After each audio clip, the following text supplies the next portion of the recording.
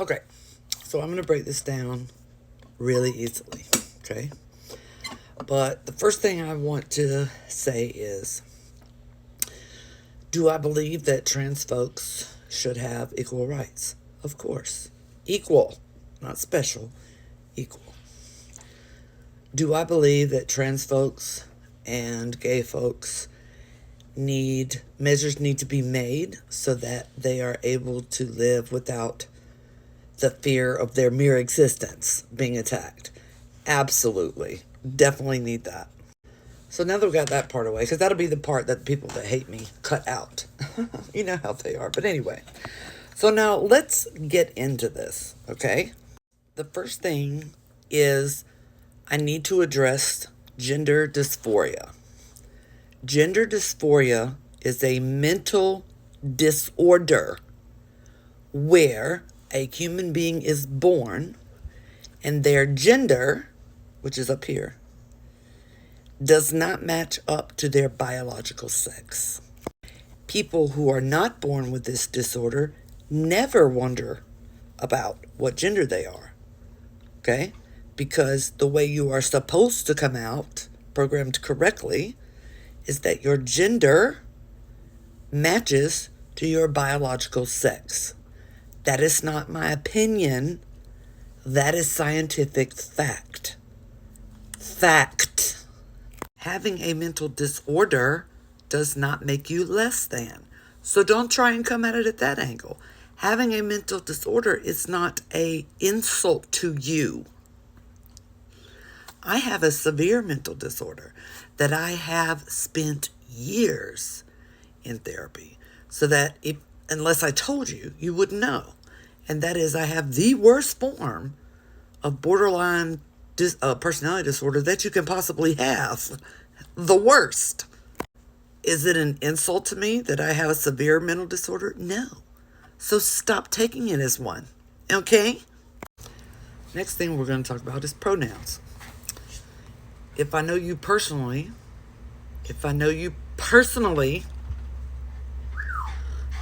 or like you get a reading from me, and you tell me your preferred pronouns, if they are he, she, they, or them, I will use them. I'm going to fuck up. I still fuck up with my own kid, who was he, they. I will use them. But do not for 1 second think that I, as a stranger or a coworker, am obligated to use your pronouns when I don't know you like that. And as for the alternative pronouns, the words that y'all make up, not having it. I'm not participating in that. You can choose one of the 4 or 5 that already exist. If you get triggered because someone accidentally uses the wrong pronouns when they know you, or a stranger uses the wrong pronouns, that is an issue with you. That is an insecurity with you. Why are you defining what your gender is by what somebody else sees? No one is obligated to validate you. So that's you needing to work on you. Period. Your triggers are no one else's responsibility but you. If someone is deliberately doing it to irritate you, that's a different story. That's not right. But it's also not illegal. Nor is it hate speech. They're just being an ass. Some people are asses. I was mistaken back when we used to call folks trannies. I was mistaken for a tranny several times when I lived in Florida. I don't care. I've been called sir over the phone. I don't care. And then when transgender started trending, because that's what it's doing, I've often been asked if I was male to female, and I didn't get offended. I don't care. If you call me sir, I didn't correct him. I just went on with the conversation. I don't care. And neither should you, because these people don't know you and you don't know them. The bottom line when it comes to pronouns is no one is obligated to use your proper pronouns. No one. No one. Not your teacher, not your mom, not your friends. Would it be nice if they did? Yes. But they are not obligated under any circumstances to use your pronouns. Next. The main thing here was schooling. My problem with schooling. Any sexuality and any gender should not be taught at any point in elementary school. Period. End of story. This society has stopped letting kids be kids. Your kids should not have smartphones the entire time that they are in elementary school. At all. Period. They should not be allowed exorbitant times on the computer, the internet. At all. Period. Straight up through elementary school. Absolutely not. Stop getting them toys that do everything for them. Get them toys that don't have sounds. When you don't, you stifle their imagination. Period. That part of their brain does not develop. And when you stifle imagination, what you're doing is taking away the ability of the child to come up with their own ideas. You are literally academically and intellectually stunting your own children. On top of that, children in elementary school the thought of gender and sexuality does not come into their minds. And if it does, it's an extraordinarily small percentage that should not be catered to. That stuff is off the table from 1st to 5th grade. Forget about it. No, absolutely not. That means that you do not use other pronouns for elementary school students. Period. Unquestionable. Period. That means you too, teachers, you either use the grammatically correct Mr. or Mrs., or they just call you by your first name, or come up with a term like you in college, you say Professor so-and-so. That term does not have a gender personification. Period. If you don't like it, don't teach elementary school. Y'all are real quick to tell people not to how Christians are indoctrinated, because that starts from childhood. That's the exact same thing that happens when you start teaching something that does not apply to them in these ages. Whether you like to admit it or not, you're indoctrinating them just the same. And since gender dysphoria is a disorder, it is absolutely, philosophically, intellectually, and scientifically wrong to teach that to children as a normal part of growing up. Period. When these questions come up from children because they heard it from someone that didn't know how to mind their business and stay in their lane, that is a question for the parents to answer. So if the child comes to you, you do not answer them. That is not your place. You say you're going to need to ask your parents about that from 1st to 5th grade. End of story. Now I'm going to tell you how I dealt with transgenderism and homosexuality when my kid was very, very small. Jaded was 4 or 5. They were either just before kindergarten or just into kindergarten. Anyway, we were at a Dollar General. And being a child, they asked this very loudly while I'm standing in line to check out. They say to me, Mom, why is that man wearing a dress? So I looked over and I looked back down at Jaded and I said to them, well, their brain is a girl's brain. So you treat them just like you would a girl. And Jaded looked at me with his little bitty eyes, and looked over and looked at me and was like, I like your dress, lady. Something to that effect. Nothing else had to be said about it. Do you know why? Because children are smart. I know, most of y'all treat your children like they are just incompetent doughballs. Nothing else ever had to be said about it. They understood it completely. Maybe 3 or 4 years later, I don't know, somewhere between the ages of 6 and 7, Jaded had been around this gay couple that I had known for a while, Eric and Paul. And then one time randomly, while we're driving home from a housewarming party, Eric and Paul's housewarming party, the conversation between me and Jaded went something like this. Mom, are Eric and Paul married? Yes. But Paul is a boy. Yes. So boys and boys can be married? Yes. So can girls and girls be married? Yes. That was it. That was the end of the conversation. And I never had to talk about it again. Because again, children are smart. Okay? There's no need for you to add on your physical feelings about the situation, because the law is that that can happen and that that is legal. Just personally, keep your morals about it to yourself. Okay? If not, you're going to destroy the relationship with your child. Period. And the more you hate it, the more they're going to go do it, even if they're not born gay or they're not born trans. You are literally providing fodder for your children to do those things when you push your own morals on it. If you feel like you have to put your morals on it, tell them why. Well, since I am Christian and I was raised Christian, in the Bible it says that God does not like X, Y, and Z. That's why I do not like X, Y, and Z. That's it. You don't tell them you can't be X, Y, and Z. You're just stirring up, you're poking a future bear if you do that. And if they're born that way, they're never going to be honest with you ever a day in their life for the rest of their teenage life. You're setting up failure from there forward. All right, middle school and high school. So middle school, the first year of middle school, 6th, is when sex education should come into play. And as always, it is the parents' decision to opt out their child from sex education. Is that smart? No. But anyway, it's still their decision.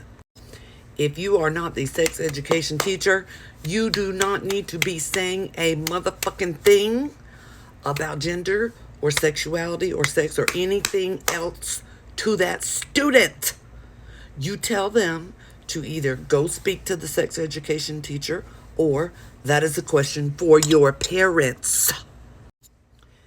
Gender dysphoria should be taught as a disorder, as what it is, and not a normal part of puberty and growing up, because that is the facts on the matter.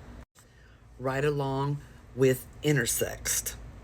Okay? Those are the two abnormalcies, which are only abnormal in the frame of biology. Okay? In society, they're fine. And both should be equal rights and protected, all that stuff. If a school teaches gender theory or transgenderism as a normal part, you bet I'm going to opt out my child, because that is scientifically incorrect and I'm not having it.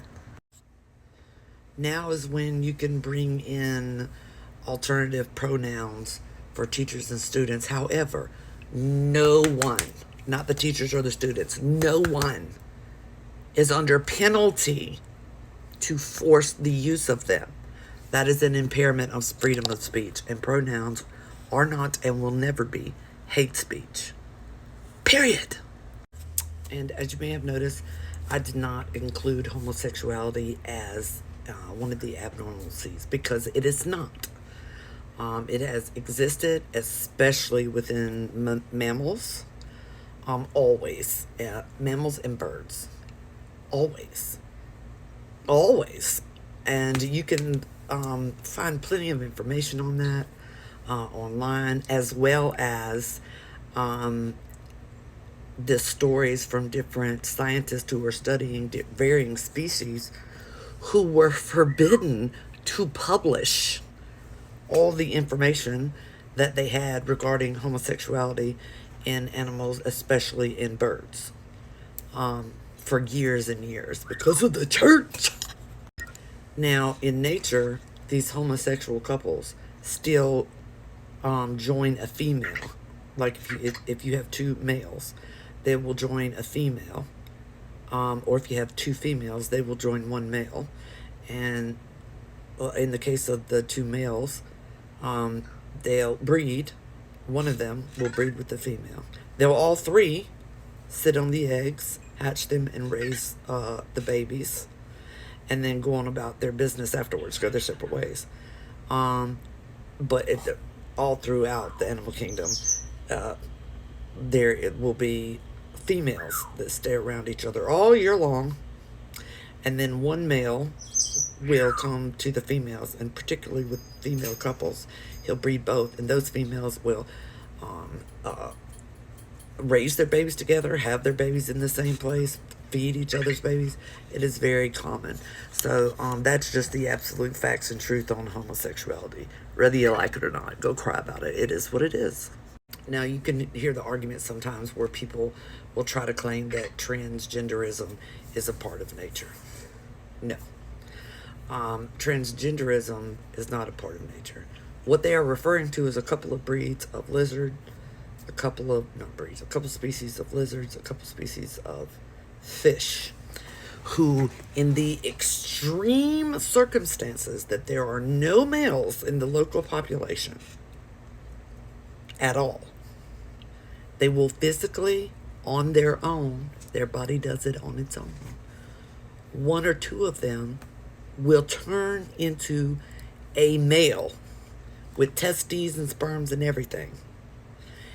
And that is in extreme circumstances, when the population absolutely has no way of reproducing on its own. Okay? That's not the same. Now, in domestic chickens, and I know this not just from stories, but I had one. When you have hens and no roosters, it may be years before this happens, but one of the hens will suddenly start behaving like a rooster. They attempt to crow. It sounds kind of like when a teenager rooster is trying. They will act like a rooster. They will mount the females. Nothing happens because they don't physically change into a rooster. Okay? But in all three of these circumstances, it is extreme circumstances where the population cannot reproduce. That's the only time this happens. So now let's talk about therapies for trans people. Absolutely, positively, no chemical or medicinal treatments for anyone over the age of 18. Not even puberty blockers. Puberty blockers. Because the evidence is growing now that we have more and more parents putting their kids on puberty blockers, that it does have very real, very permanent side effects. When a doctor or person in that position tells you, would you rather have a living son or a dead daughter? That is such a load of persuasive, coercive bullshit. Do you know why? Just look at the suicide rate. Did not exponentially jump or lessen once we started introducing these chemical solutions such as puberty blockers or hormones, and doing physical surgical changes on minors should be a crime. The body and the mind are not even sort of complete until the age of 25. But we have to concede to 18 because that is the age of legality. If you want to do those things after the age of 18, I will go with you there. Do you know when I was 15 or 16, if it was the weekend, which was skating rink time, and a certain pair of jeans was not washed and clean to wear that weekend, what an absolute horrific emergency situation that was. Like, that was absolutely unacceptable. My life was over. Everything is ruined because I don't have that exact pair of jeans to wear to the skating rink. That's what you want making the decisions? That kind of mentality? How do I have stuff in my teeth when I have dentures? Let me brush my teeth. That's better.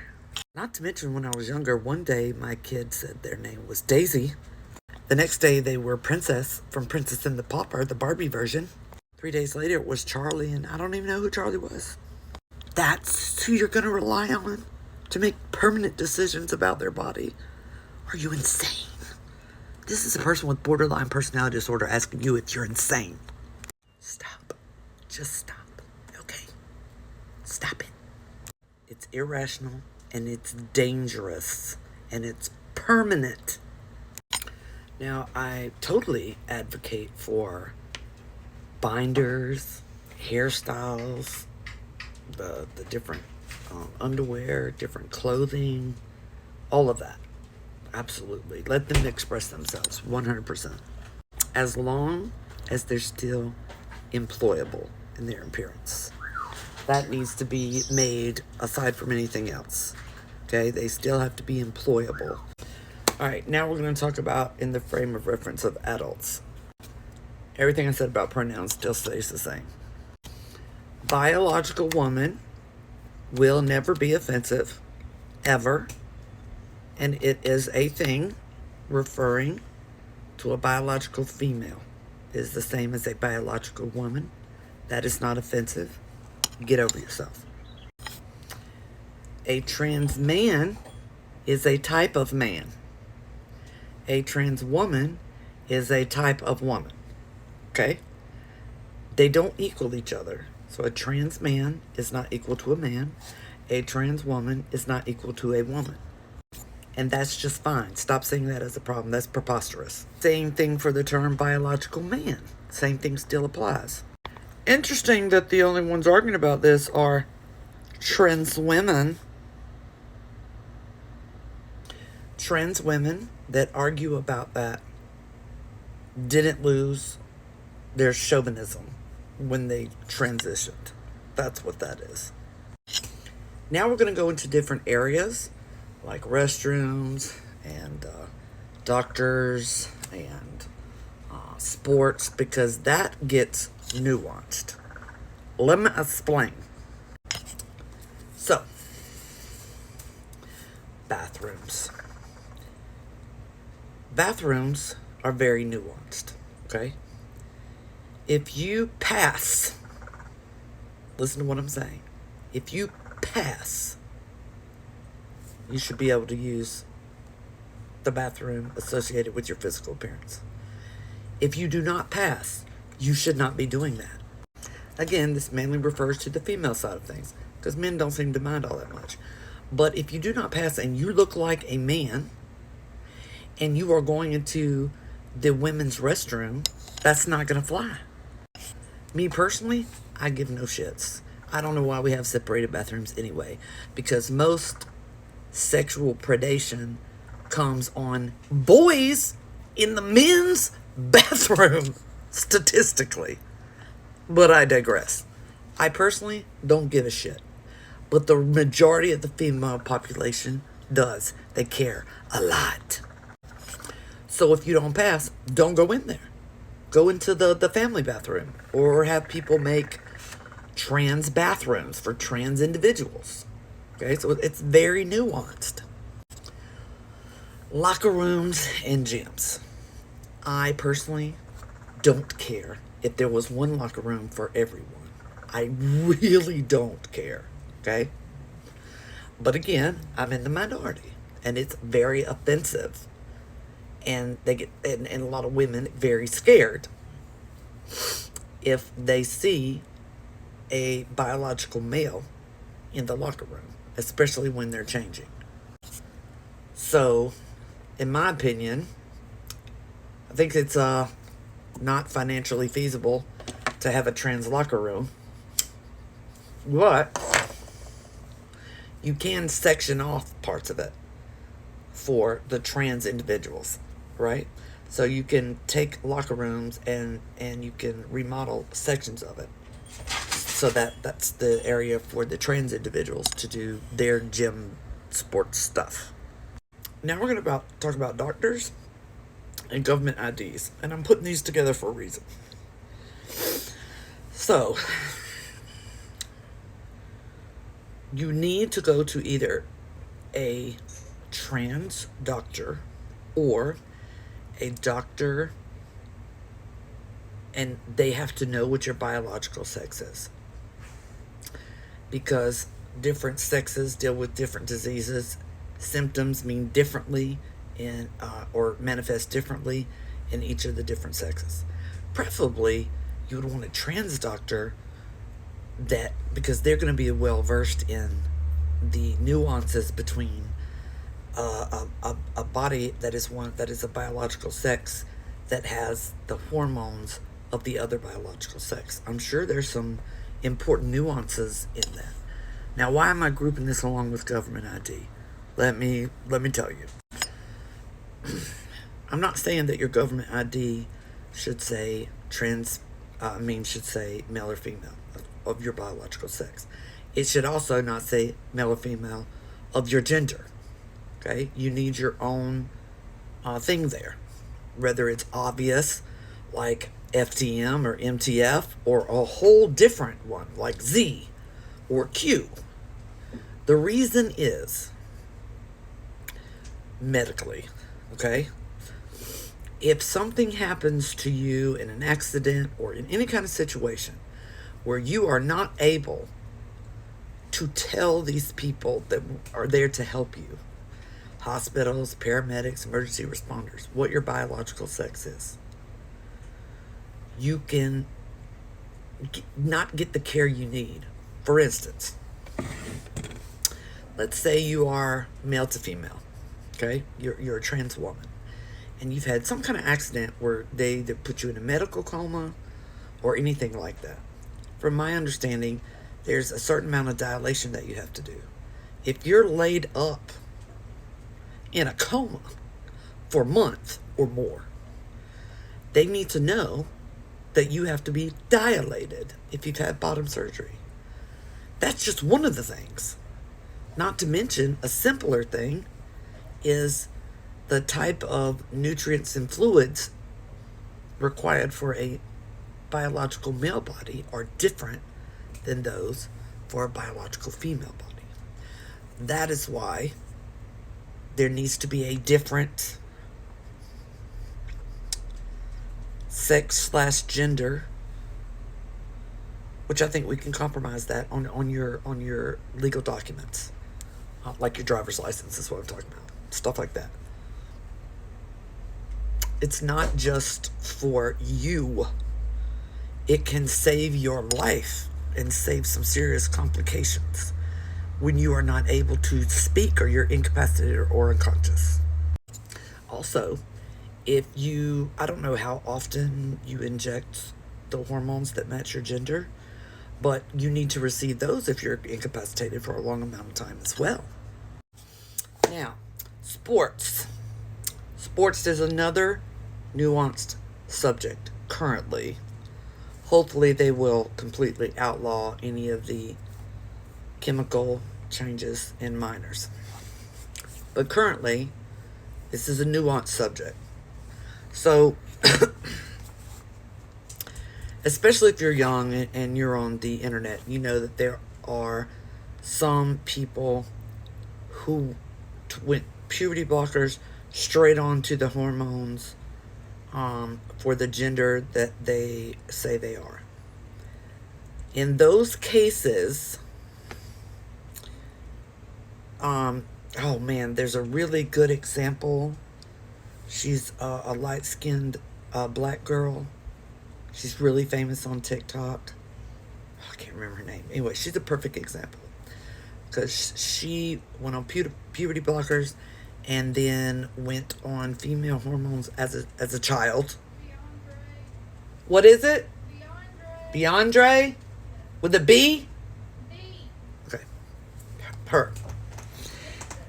And, oh, okay. So, her body never developed male structure, and it's a girl, you know? So that situation absolutely let them in female sports. They don't have any advantages, okay? However, the majority of trans folks happens after age 18 or puberty, right? So they have the men's bone structure, the men's span, as in how far they can run, how wide and high that their arms can go, the size of their hands, the size of their feet, their musculature does not change enough to equate a female's, the average sports female's structure and musculature. So therefore, it is not equal, and they should not be allowed in female sports. However,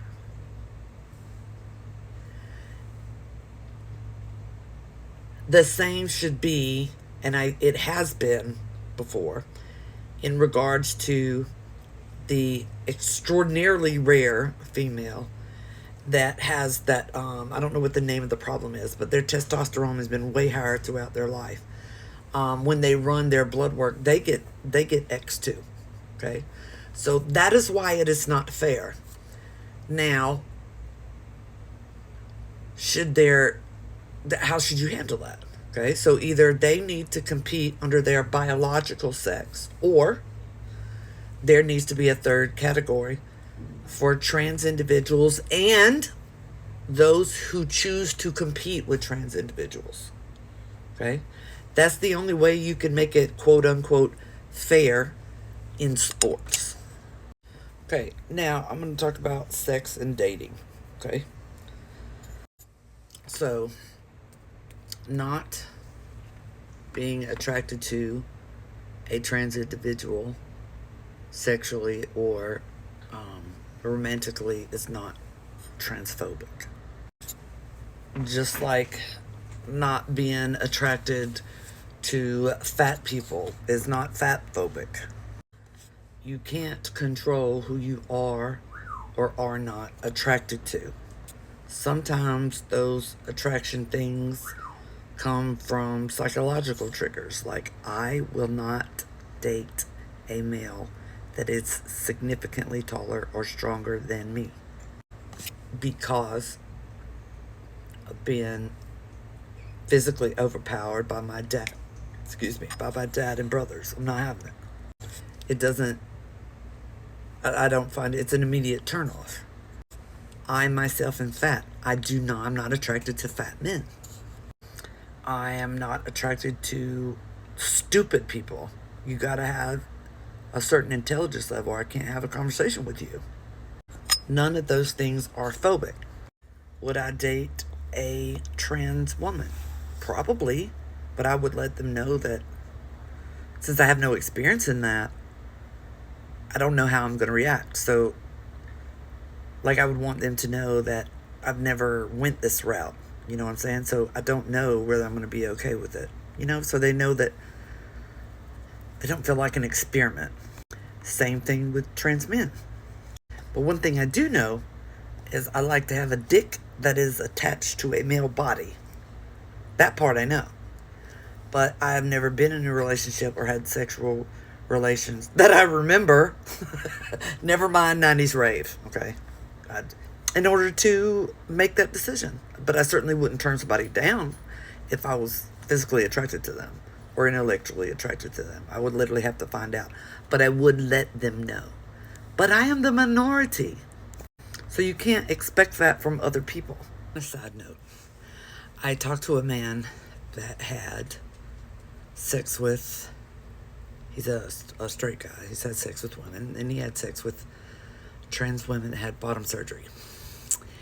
And he no longer wants to date trans women because he said that the feeling of the vagina is completely different. That it didn't grip like a biological woman's vagina. And also, the scent of the person in the vagina was different. It wasn't male or female to him. So there's one little insight. So the bottom line here is I'm not transphobic. I believe in equal rights, not special rights, equal rights.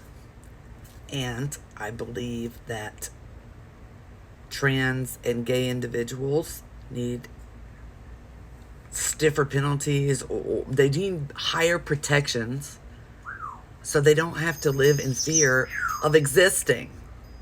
That definitely needs to be done. Trans individuals need to compromise on policy that has to do with the science of this, the medical facts of this, not their feelings regarding this. You cannot force speech on anyone.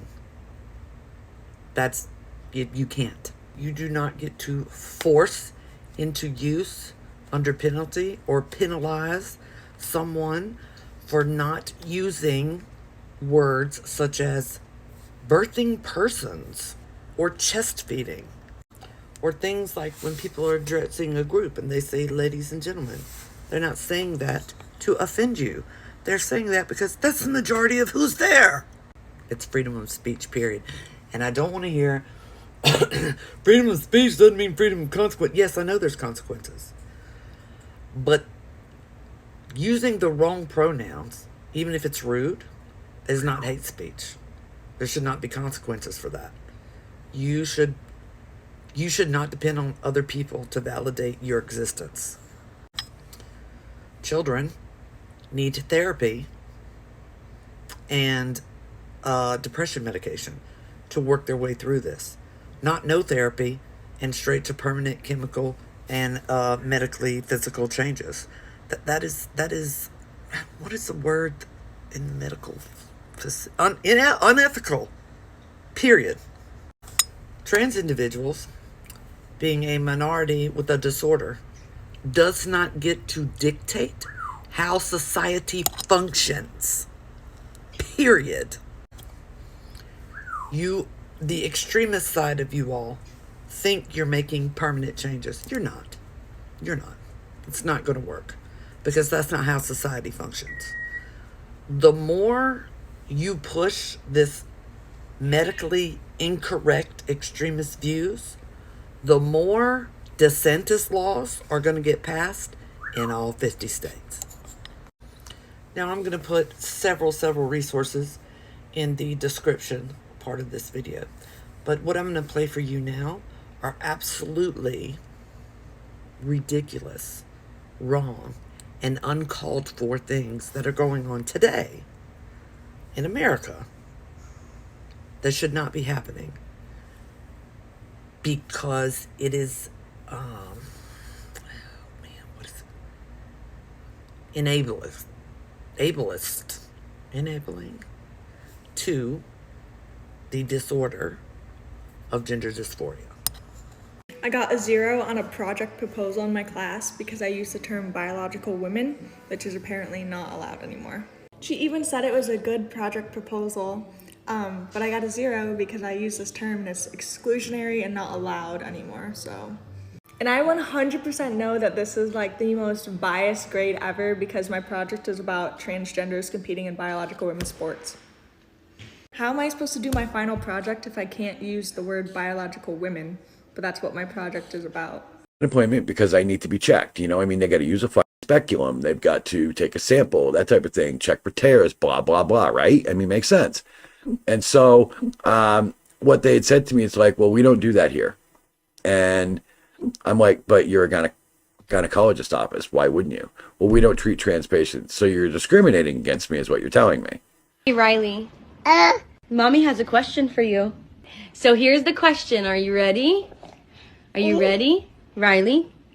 Are you a boy or a girl? Are you a girl or a boy? Yes. What is Riley?